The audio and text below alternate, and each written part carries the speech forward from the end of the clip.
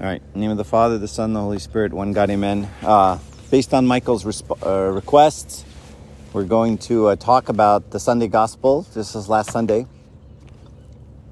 Does anyone know what the Sunday Gospel was about? Who remembers? No. You really weren't listening. Who remembers? Sunday. It's like 3 days ago. Oh, do you want to be made well? Yeah, that guy. Yes. The palsied man. Right? So the story is he was sitting by the pool of Siloam for 38 years. Every year an angel would come down, move the water. Whoever got in the water first, it's kind of a messed up system, don't get me wrong. I just swallowed a gnat. Whoever got in the water first would be healed, right? And so he never got in, right? So he went to Christ, or Christ came to him, and he said, do you want to be made well? And he said, well, I have no man to throw me in the water, and I can't get in myself. I'm paralyzed, and someone always goes in front of me. And so here I sit for 38 years, right? So Christ reached out his hand and said, stand up, and he helped him up. And then the rest of the story goes, he was carrying his bed, and the Pharisees got upset because he's carrying his bed on the Sabbath, and, just to make a point. So, one of the things that we always think about in these Gospels is when there's no name to a person, like the Samaritan woman, it's just is a particular person, right? But the born blind, we don't know who that is, and the palsied man, we don't know who it is. So we always assume that these unnamed people are us. So we're born blind, we're the Samaritan woman, or we're the palsied man. And so I want us to think about this in terms of our lives, right? You can imagine sitting paralyzed for 38 years, right? And if you have faith in God, what are you thinking? What are you thinking for 38 years, right? Well, you're probably falling into one of a couple of categories. First category is the God sucks. What kind of good God would do this to me? What have I ever done to deserve this? How could someone punish someone like this for so long? Why isn't God hearing my prayers? Right? You could quickly become a victim. You could quickly become very angry. You could quickly become jaded. You could quickly lose your faith, right? Easily. And if you didn't lose it I couldn't sit there for 38 days, right? Because back then when you're paralyzed, you're sitting in your own filth, right? Nobody's changing you. There's no nurse there. There's no health care. There's no wheelchair, right? You're in a hot mess, okay? So 38 days would have done it. 38 hours probably would have done it for me before I started cursing, right? But 38 years is just another level, okay? And then that's kind of the first category. Second category is maybe, maybe God's trying to, this is good for me, and, God's trying to teach me a lesson, but then next week you're like, this was a really crappy week, and someone, kicked me, and someone beat me, and someone did whatever. And so maybe you have good weeks and bad weeks, good days and bad days, but you're trying. And then there's some people, who knows, maybe they come out of this like angels. They're perfected, right? They're like, they transcend even human emotion, right? And they're just like these beautiful angelic people that come out, right? So which one are you? Which one would you be? And we could all say whatever we want to say, but you really have no idea which one you would be, right? You can all say, I'd be the good guy, right? But you don't really think that, right? We just don't know. But the key to that situation is it's a choice on my part, right? Love is a choice that we do to other people, and love to God is a choice. It's not an emotion, right? And so he would have to choose one of those three outcomes. You'd have to pick it. And you'd say, this is what I've decided to be. Right? I've decided to be bitter, jaded, and angry and pissed at God. Or I've decided to be an angel and to take this from the hand of God himself. And that's your call. And nobody can touch that call. Right? To the point where God allows us to curse him. Right? As a father, I don't allow my kids to curse me. Right? But God does. He'll let you stand there and curse him. Looking sharp, Spiro. Right? So God will He's Greek. He doesn't understand gemegela. Gemegela means, I don't even know what that means. Looking good. Looking good. Hard. Looking hard, I think, yeah. Doesn't yellow mean hurry up though? Huh? Doesn't yellow mean hurry up though? Yalla. Yalla means guy, bro. Yalla. Yalla is hurry up. Yalla is hey yalla. That didn't help at all, did it? All right, so here I want to talk about this interaction between man's will and God's will. And this interaction is pretty amazing, and it's very mysterious, right? It doesn't always make sense to us, right? How God navigates us through life, right, while still allowing us to be free, right? Because we pick the things, don't we? We can pick anything we want. I can pick to shoot someone in the face, right? God can't stop me. I can pick to hurt others. God can't stop me. So here I am. I have a free will. I can do whatever I want, right? But yet God is navigating my life. And it's really amazing how that happens. So to the best of our ability, let's try to understand how these two interact. And the way we do this, I'm going to do this, is I'm going to kind of separate the two things. I'm going to talk about man's will and God's will. Separate.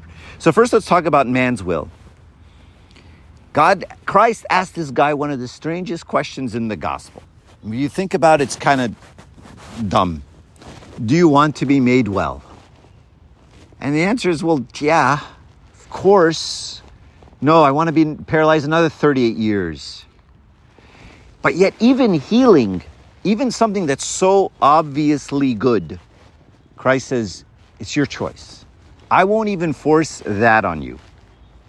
And we can think of something else that's really good that Christ won't force on us. What is that? Him. Salvation. Heaven. Even that doesn't get forced, right? The book of Revelation says, I stand there knocking and I want you to open the door.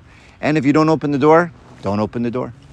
So God won't even force healing on you, right? And you know this verse, if anyone desires to come after me, let him take his cross and follow me. But look at the first part. If anyone desires to come after me, like if you want to, here's what you do. But you don't have to, right? And man's will is like that. It's so strong, it will stand up to God's will. It is stronger than God's will. God will never impose his will over our will. In fact, when God made us like this, he knew all that would happen, and he has to deal with the consequence of man's will, which is to constantly disobey him from the very first man. And it took 14 seconds, right, before Adam disobeyed him, right? It didn't take him long, before he did that, right? And so we see this, right? Christ is always kind of talking about, he says, Jerusalem, Jerusalem, how I wanted to gather you as a hen gathers her chicks under her wings, but you were not willing. You just didn't want to do it, right? So this is the height of human freedom, right? And you see it when Jesus talks about this one parable. Which parable do I'm thinking about? About the height of human freedom. It's a Lenten parable. Prodigal son, right? Hey, Dad, wish you're dead. Give me half your money. I want to go out and hang out with prostitutes, right? Dad says, here you go, right? Now, if that isn't the height of freedom, I don't know what is, right? So to that degree, God protects our will and our freedom. And so after you hear this parable, you can't dispute it. Whatever we want, we do. We pick. So why doesn't God force us? And people will say that, I wish God forced me to be good. I wish he didn't give me a free will, because when he gives me a free will, I pick the wrong thing. It's God's fault, right? And that's always a good, fourth grade argument, right? But as we get older, we realize, even if I took my child and I said, okay, I want my child to be good, all right, so I'm going to lock her in her room and trap her, all right, and she will never do anything bad. Okay, she won't get out, she won't do drugs, she won't do anything, all right? Then I don't have a child. What do I have? I have an animal, right? I have an animal in a cage, right? If I put my dog in a cage and I say, my dog doesn't poop anywhere, my dog doesn't tear up the couch, well, it's because the dog's in the cage, right? So if I take you and I put you and I lock down your free will, then you're not a human. You're not a son, you're not a daughter, you're an animal. You're a robot. You're a machine. And you're not good, right? I want someone to do something out of their own will, right? You know that expression, right? If you want to know if your bird loves you, you open the cage, and if it flies away and it comes back, then it was meant to be, right? Even relationships are like this, right? A love relationship is like that, right? If you ever sense the other person wants out, right? Now there's some freaks that don't do this, right? But if the other person ever, you're like, hey, you're free to go, right? I'm never going to say you have to be with me, right? Or I'm going to guilt you into it. Okay, fine. If you want to leave, leave. But okay, I'll be devastated. I mean, what kind of relationship is that? It's not a relationship, right? That's weird, okay? Why is that weird? Because that person doesn't want to be with you. You can't force someone to be with you who doesn't want to be with you. So God, even in that way, he's modeling his relationship with us. I will not force you to be with me. You want to break up? We break up anytime. You want to go away for 5 years and come back? You go away for 5 years and come back. And I'll still be there, right? So now let's talk about God's will. So that's our will. And our will is clearly free, open to do whatever the heck we want. So what's God's will? And sometimes we get a lot caught up in God's will. Does God want me to go to dental school or medical school? Does God want me to go to UCLA or UCI? I don't think God really cares all that much. So what does God want? Does he want me to get Nike or Converse? What does God want? The red shoes or the blue shoes? I don't know. God, tell me your will. What does God want? These important things? Huh? Love God with all your heart and all your strength, and love your neighbor as yourself. It's real simple, right? So God's will is real simple, right? It isn't the Converse, although some would argue it might be. He wills that we love one another and that we love him, and that's it, right? And yet I can pick not to show that love towards somebody. I can say, you know what? I know that you want me to love him, but I'm going to stab him instead. All right. Can't stop you. Feel free to stab him. Feel free to slander him. Feel free to hurt him. Feel free to gossip about him. Feel free to judge him. Feel free to do whatever. So feel free to invade someone else's country, as we see, and feel free to have genocide, put people in concentration camps, do all these horrible things that we've seen. People do to each other, and people do horrible things to each other, and it's still happening. So how do I, as a Christian, then react to these things that are happening to me? And sometimes, and in your philosophy teacher, your philosophy professor in, freshman, college will, pose this really big question: how can a good God let bad things happen? Right? Is it God's will that people went to concentration camps and that 6 million Jews were slaughtered and killed? Is it God's will that Putin invade Ukraine and do all these atrocities? Is God's will that there be child molesters who hurt? Is that God's will? And so I want to kind of poke at this a little bit, right? Because I have my will and I have God's will, right? And I know, and the simple answer is always my will dominates God's will. But let's think about it a little bit more. As a Christian, how do I react, right? So the first thing I have to distinguish is the actual deed of the person from someone, for example, who slanders us, right? Someone who says a lie about us, right? From the situation that arises from that slander. There's a difference here. Someone lies about me at work and says, you know what, he did blah, blah, blah, and he's cutting corn, and they're lying, and maybe something went wrong and they said, yeah, he did it. Now that person is lying by their own free will. They're going to be judged for that lie. That's between them and God. That's none of my business. But now I'm the guy who just got lied against. And now they're going to fire me. Now my boss is out to get me. And now I've got a real problem. The people at work hate me. That situation, that's from God. God allowed that, right? God let that happen. He could have stopped it, but he didn't. He let that person slander me. And now I've got a situation on my hands, right? And I have to distinguish between that person and his free will and the situation, which is from God. And I take it from the hands of God, right? And so I'm reading. And in fact, I can even say that situation was accounted for by God from the beginning of eternity. That situation God knew was going to happen and was already anticipating it from the beginning of time.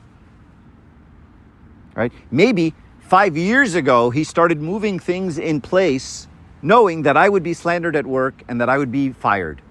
And he was already moving things and putting me in certain positions and getting me different in anticipation of that.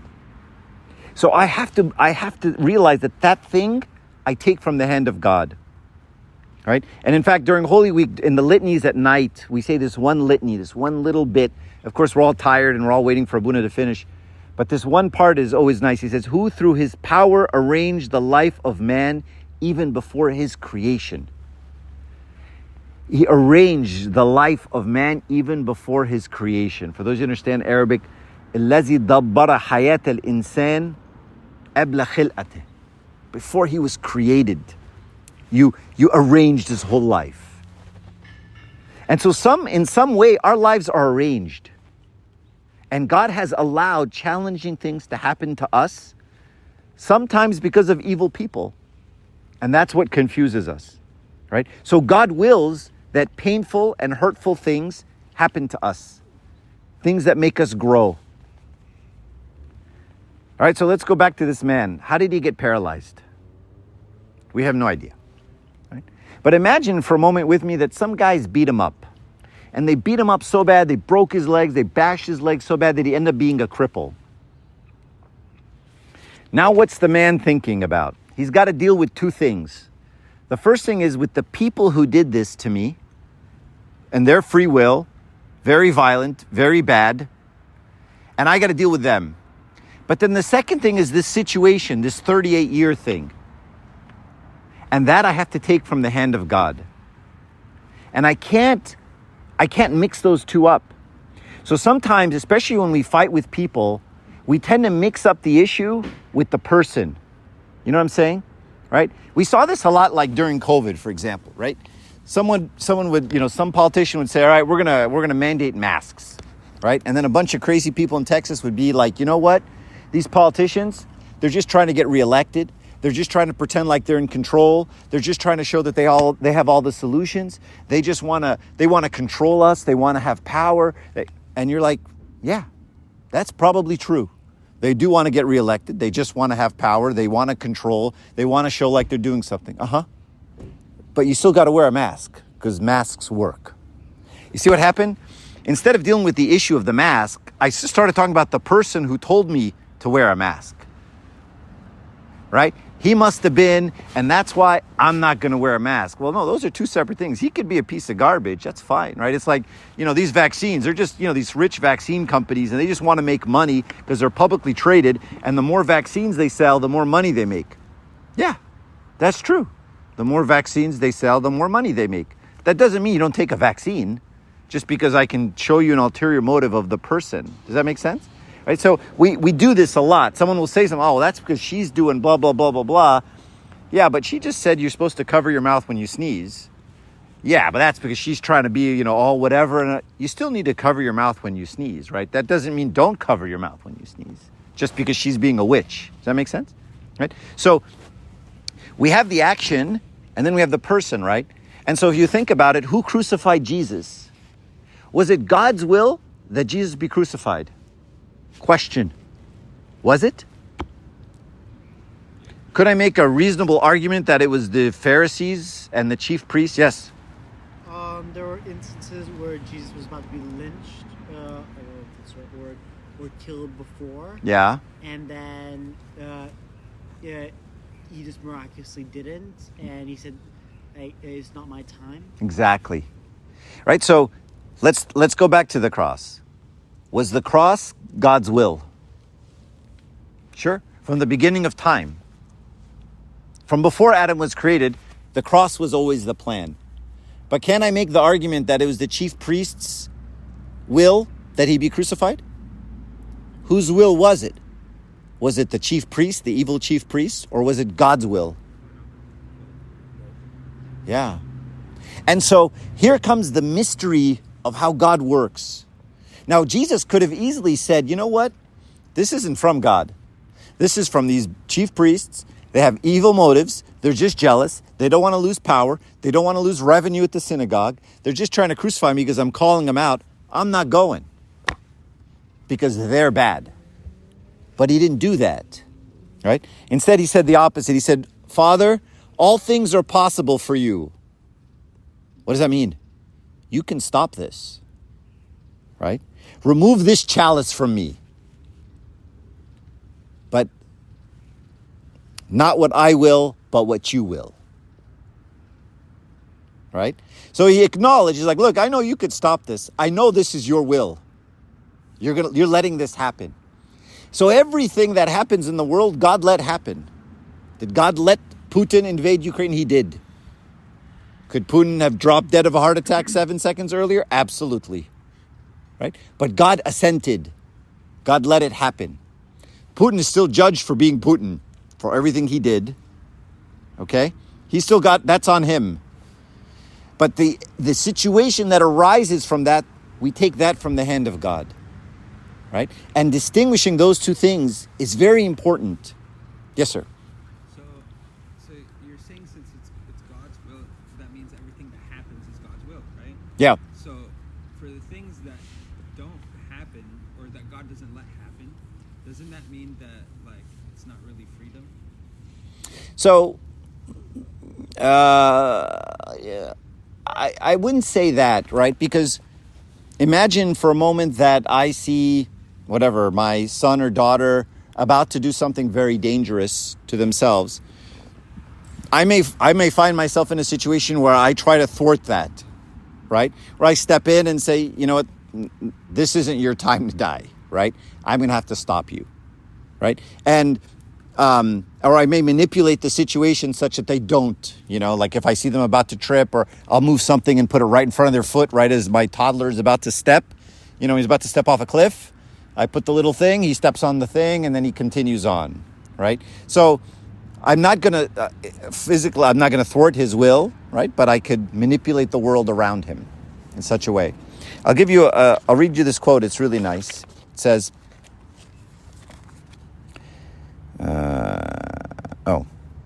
okay, let me get to the quote in a second. And so the difficulty is recognizing this coming from God, especially when it comes from the hands of other people. So we see this in the life of Pope Kyrillos, right? So Pope Kyrillos, the sixth, right? He was, obviously a wonder worker, and he's amazing and all these things, right? But these priests were really attacking him. Like bad, judgmental priests were attacking him. And yet he would assent to their attack as if it came from God. He wouldn't try to stop them or victimize himself. He would just say, God's trying to teach me something. And he would let it happen. He didn't even actually try to stop them or prevent them from doing their own will. Right? And so he would endure the trial with patience. And the reason you have to endure it with patience is because that's how you learn the lesson. Because once I see the trial coming at me, and it's from the hands of this person, this boyfriend, this girlfriend, this mom, this dad, this teacher, this professor, this whatever, and I don't see it coming from the hands of God, I victimize myself, right? I'll say, he did that to me. And by the way, this is a big problem all you guys have. This generation has that. It's a big victim thing going, right? People do stuff to me. And the way we break this, right, is we have to see these things as coming from the hand of God and allowing them to come over me. And we have to say, God's going to let something harsh happen to me because he's trying to purify me. He's trying to make me better, right? I mean, when a coach tells an athlete, run harder, right? And that person is now breathing really heavy and in a lot of pain, and now he's now run even harder. Right? If I don't trust my coach, I think I'm a victim. I'm like, why is this coach hurting me? Right? If I don't trust the system, I don't trust what he's doing. If I don't trust his motives, I'm actually going to think he is trying to hurt me. Right? Or better yet, when you were little and you went and got a vaccine shot and you're, a year old, and this strange man puts a needle in your arm that really hurts, right? And you look at your dad and you think, okay, dad's going to punch this guy out, right? Because that's what dads do. And all of a sudden, dad does what? he holds you down even harder, right? Don't move. And you're like, what's going on, right? Why isn't he stopping the pain? Well, the pain must be good for me, right? The dad is assenting to me being hurt, quote unquote. And so God allows these trials because they're beneficial for me. There's a story about King David in the book of Samuel. It's a really funny story. He was walking along, and a man from Saul's family comes out and starts cursing at him. You know, Saul was the king before David, right? And he basically lied, and he said, you have blood on your hands, even though David didn't kill Saul. And he started throwing rocks at David and cursing at him, right? It's kind of like a scene from Monty Python, okay? So you can imagine this king is like walking, and this guy's throwing rocks at him, okay? Then the guard says to the king, I love this quote, why should this dead dog curse my lord the king? Let me go over there and cut his head off. Like, just give me the word, I'll go cut his head off, right? This is how guards act when their king is being, cursed and pelted with rocks, okay? A very reasonable response. What did David say back to this guy, to the guard?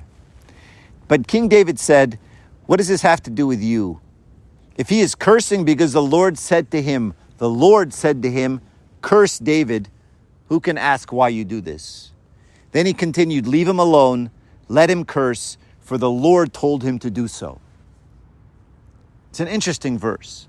And especially since this guy is wrong. I mean, if you read what he actually said, it's objectively wrong, right? What he said was not true about David. He said, you have blood on your hands because blah, blah, blah. And like, okay, actually, I don't, factually. And now you're cursing and you're throwing rocks. So none of these things are good. But David didn't take it that way. David said, leave him alone, let him curse. The Lord has told him to do so. And he said, he's cursing me. Let him curse me. I need that. Right? So he even took something that's objectively wrong and false and bad as from the hand of God. All right, so I'll read you this quote from St. Nectarius. It says, creation. So a few weeks ago, on March 21st, we had this, we watched this movie called Man of God. If you haven't seen it, it's amazing, on the life of St. Nectarius. I went afterwards, I bought the book because it's such a moving movie. He says, creation must be subject to the will of God, and thus nothing happens without God's permission or outside of the divine will. Thus, everything happens with divine assent and approval. And so when you say, what's God's will? Everything is God's will. Everything that happens, God allows. And then some people say, well, it's not God's will that there's war or people starve or are persecuted. So how do we reconcile the two? He says that some events occur that do not appear to point to divine will, and they look inconsistent with the goodness of God, like the war we see in the headlines. But then he says, but since God in no way desires something bad for us to happen, then it follows that maybe what appears to the human eye as bad is not true, but simply an appearance, while in truth, the reality is good. However, finite soul of man, being unable to discover and discern his will, denies it and characterizes it as evil and displeasing. So he's saying what I think is bad isn't bad, and what I think is evil isn't evil. And so when your college professor says, why does a good God let bad things happen? The answer is always, who told you it's bad? Who told you that cancer from uncle whatever was bad? Who told you that the accident was bad? Getting fired was bad? That bad relationship was bad? Who said that? It hurt, but so does a shot. So does a vaccine shot, right? So does running a mile under 6 minutes. Those things hurt, but they're not bad. And so he's saying we see things as bad because we're limited and we're like a little child who just sees a needle go in his arm, think bad, right? And we don't see the bigger picture.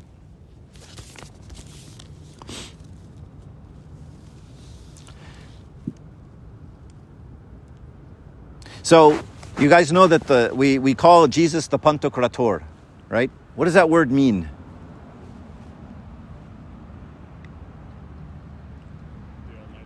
Huh? Almighty, that's the translation. That's a lame translation, which is why we still say Pantocrator. right? That's why we don't say Almighty, because it's just so much more than that. So Pan, all, right? So like the Pan American Games is the All American Games, right? Tukrator comes from the word like ocracy, like democracy, democracy, right? Rule of the people. So ocracy means to rule or to govern or to control or to arrange. So Pantokrator means the all-controlling, all-arranging, all-ruling, almighty, right? In fact, the icon of the Pantokrator is, he's holding what? The world, right? Is that what we say to the kids? He's got the whole world in his hands, right? So we say he's the Pantokrator, so he controls the whole world, yet I have a completely free will. So how do those two go together? And that's the mystery. That's the mojo of the whole thing. He allows us to be completely free, but yet if you believe you're in control, and many of you are starting to learn this, you're delusional. You don't have control. You don't have control over anything, right? And sometimes God in his wisdom, once he finds you're kind of like a control freak, he makes sure you know that. It's like, I'm just going to go and rip it right out of your hands, right? And he does this with all of us at one particular point in our lives. Everyone gets this. Anyone can think of what I'm thinking of? Kids, right? We have kids, and kids are really good because we can control them. And parents love to control kids, right? Tell them what to wear, what to eat, how to dress, where to go, how long they can sleep, when they should sleep, where they should sleep, what they should wear when they sleep. They just eat that up, right? What you're going to wear for Halloween, what you're going to wear at church. They love to just control you, right? And ruin your life because they suck.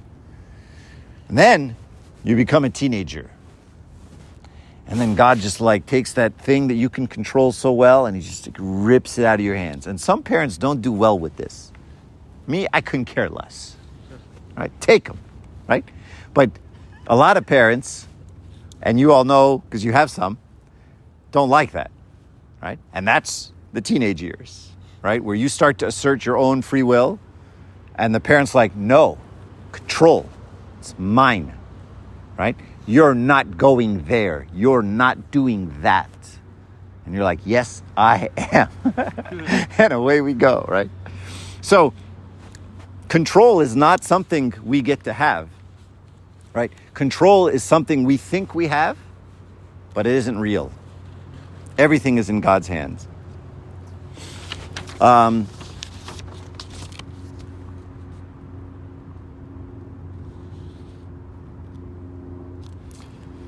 Sorry, you had a question. Yeah, I'm a bit confused on what you mean by we have no control. Now we don't have any control. We think we're in control. So I have a free will, and I can do things in the short term, right? But what quickly hits me, right, is even though I have a freedom of will, there are forces around me that are much bigger than me, right? And I can control if I go like that, I can control that easily, right? But then I start to realize there's a lot of things outside of my abilities, right? I can just control me. And all of these things around me that shape me are far more powerful than I think.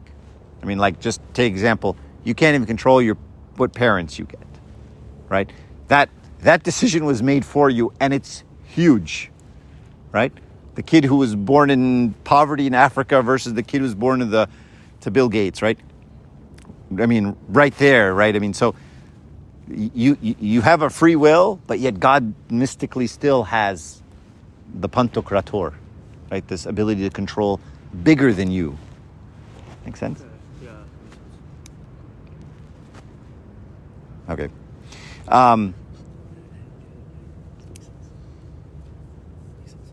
So I'm debating if you guys want to go to sleep or. So I want you to kind of get like this idea of what we think is bad isn't. And the reason we think that, and St. Nectarius talks about this, right, is we judge situations from the outside, right? We look at other people and we say, how could God do that to that person? And I can't tell you how many times someone has been in a very difficult situation, like horrible, and years later you're like, that was pretty bad, huh? And they're like, that was the best thing that ever happened to me. Right? And in the time I was cursing God, my parents were cursing God, my friends were cursing, everyone's cursing God. And then years later, like, wow, best thing ever. Right? Or even, the uncle who dies of cancer, right? But the whole family came together because of it, and they've been fighting for decades. Right? And so where does this come from, this idea, right? If you think, imagine with me this little 3 or 2-year-old or 1-year-old, 1.5-year-old's walking along, a toddler's walking along, and he trips and he falls, and he hits his knee on the grass right here. Right? What does a toddler do? He starts crying, right? And the mom runs up and all the kids are like, oh, little Mina fell, right? And the mom runs up and everyone's like, hey, mom's here. And then mom says, he's fine, right? And she says, get up, you're fine. Stop crying. And he's like, okay. He gets up and he starts walking off. Right? Now, why didn't the people around say, hey, what are you doing, Mom? You're so mean. You're so cruel. How could you say that to your toddler? He fell on his knee. He's crying. His life is ending. Right? And that's what people do. But the mom, she comes in and she makes the call. And when mom makes the call, you all know mom made the call. Right? You all know who wears the pants in the family. It isn't dad. Right? When mama makes the call, when mama bear shows up, mama bear wins. That's how it works. Why? Why does mama bear always get to make the call? Why does she get to make the call on her kids? Because she loves them the most. He was listening to some of the sermon. Right? Because everyone around who saw the little toddler fall, when they saw mom, a caring, non-crazy mom, right? The careful, loving, caring mom, no one loves this kid like mom. So if mom says it's okay, it's okay. Right? So Isaiah says that God loves the world more than a mother loves those who are born from her own womb. And so when God allows me to fall, right? It's real easy for the people around to say, how could God let that happen? What kind of God is this? This guy doesn't know what he's doing, right? Or I can say, you know what? If God loves me this much and he let this happen, he assented to this, then I have to assent to it. There's something here for me. That takes a long time to figure out, like decades, right? But slowly we figure it out through experience, right? When I said just right now, I said, some of you realize that some of the really bad things turned out to be the best things that ever happened to you. I saw some of you nod, and some of you didn't nod, right? Some of you don't know that yet, and some of you do, right? And some of you will learn the hard way that that's actually the way it works, that the really hard things are the best things that ever happened to you, and that those situations were good situations, and that God does love me more than my mom. And he says, even if your mom who's nursing you forgets you, I will not forget you. All right, so St. Nectarius says, so it follows that everything that happens, regardless of the form that it carries, is good. Everything that happens is good. Because it happens for our instruction and admonition. For whom the Lord loves, he rebukes, and he scourges every son whom he receives. And so even if it seems like it's evil to us, it's just our perception. And what often confuses us is that there's an evil person behind it, right? And that's what throws us. Because someone did it and they're not good people and they're just trying to get us. And then we're like, this is a bad thing. No, God allowed it. And if he allowed it and you're his son or daughter, then it's a good thing for you.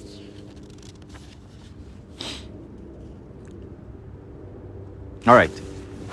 Anybody have any questions? Yes, how are you doing? I feel like not a question, but it reminds me, this topic kind of reminds me of like Job. Yeah. I found it kind of surprising when I first read like about him. Like his kids like die, and he's just like, okay. He's just like, yeah, as I naked I came, naked as I'll go. Like Like, so is it best to kind of? It felt like he was kind of like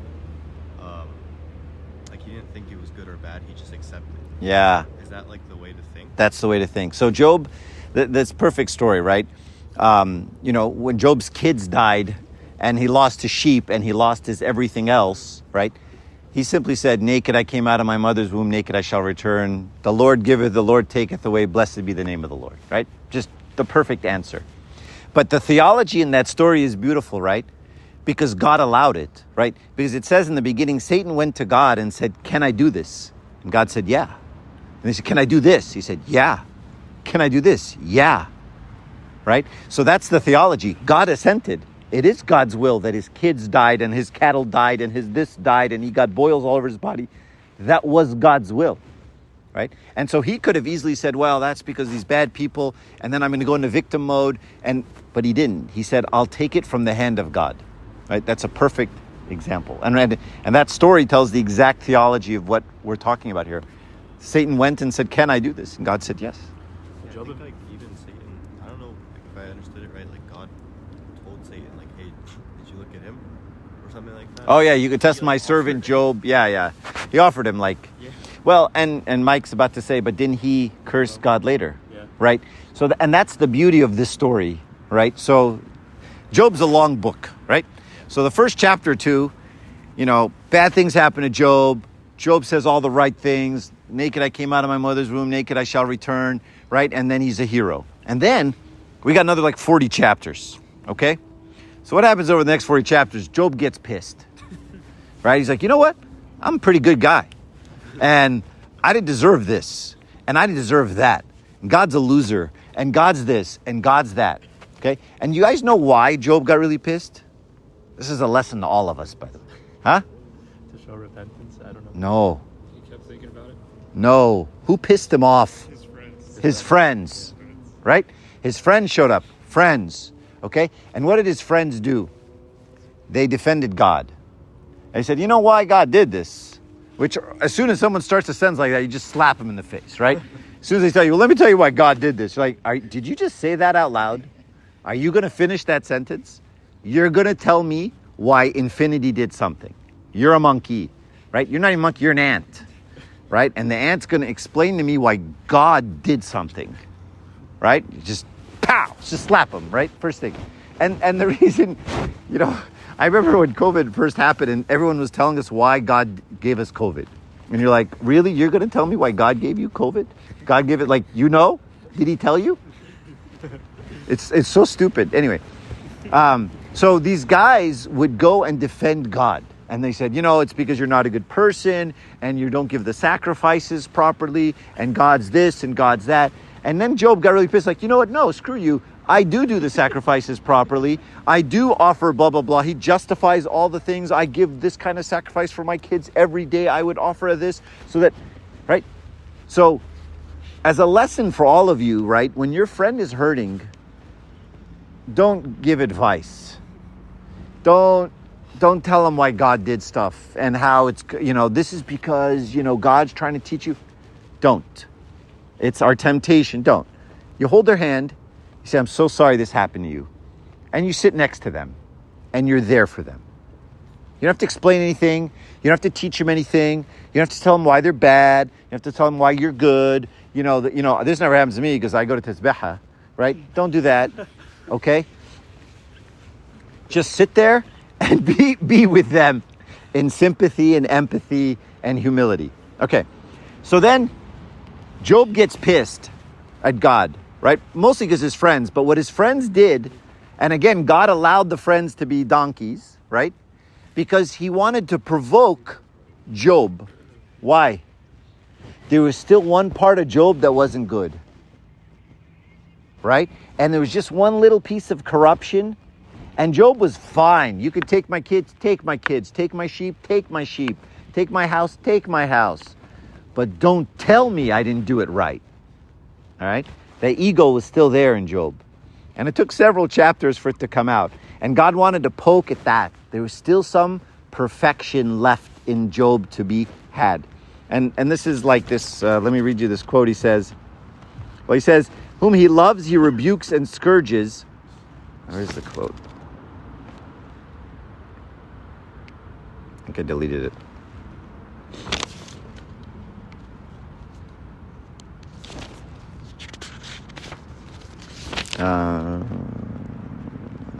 Okay, I think I deleted it. Anyway, it's like in the Psalms it says that silver is purified by fire, right? And so God wanted to purify Job just a little bit. So sometimes God pokes and we're like, yeah, I'm fine. And he has to poke a little bit more. Yeah, I'm fine. And then he keeps going and you're like, ow, that hurt, right? And he's like, yeah, that's the spot I want, right? Anyone here ever been to a physical therapist or a masseuse? Okay, so when you go and you have an injury, right? They kind of go put their hands like they go on your calf, right? And then they find the spot that really hurts, and then what do? They stick their thumb in it, and they're like, ah! I'm like, yeah, I know, that's the part that really hurts, Doc. Yeah, I know, that's why I'm sticking my thumb in it, right? And then sometimes this reminds me of what God does to us, right? He finds a thing that really, and he pokes, right? And the reason is there's something broken there. Right? The rest of your calf is fine. The sprain, the tear in your muscle is right there, and I have to break up the scar tissue, right? So this is exactly what he did with Job, right? Job thought he was perfect, and he thought everything was fine, and then he kept poking until Job said, okay, yeah, now I'm pissed, right? And then he worked through that anger and that resentment and that bitterness, and he came back to God better and stronger and had a deeper faith than he did before. Right? So all of it was good in the end. Not at the time, felt bad, but afterwards it was good. Good? Yes, sir. This is just for clarification. In the past, I always thought of God's will as like an active thing, and then like what people do as just part of the free will that God gave them, like He allowed it. But it seemed like you kind of used them interchangeably. Is like God's will also just encompassing? So the question was, is God's will an active thing, but then he allows people. So let me read you a quote from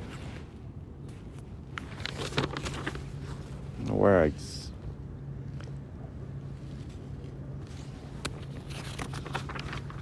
think I skipped some stuff.